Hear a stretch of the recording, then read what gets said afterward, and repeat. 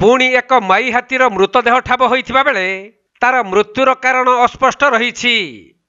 तेबे मयूरभंज जिला शिमिलीपाल अभयारण्य नॉर्थ जोन बांग्रीपुसी रेंज अंतर्गत बालियाढिपा ग्राम निकट चाष जमी एहीपरि अघटन घटी।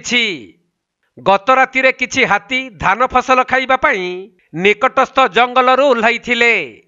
हेले सेथि मध्यरु गुटिए माई हाथी कौनसी कारणरू चाष जमी निकटरे मरी पड़िथिबा स्थानीय लोकंक ठारू खबर पाइबा परे वन विभागर कर्मचारी माने घटनास्थल रे पहुंचीथिले। सेपटे मृत हाथीटीर बयस प्राय 30 रु 35 वर्ष मध्यरे हेबो बोली सूचना मिलिछि। किंतु हाथीटीर किपरि मृत्यु हैला ताहार कारण वर्तमान सुद्धा अस्पष्ट रहिछि।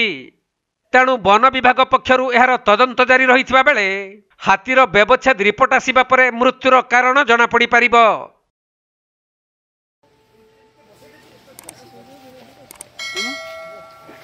देखो बोल की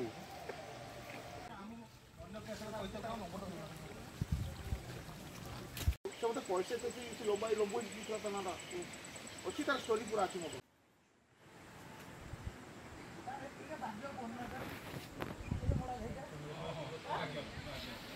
तापर तो गां लोक जो चढ़ले तो जो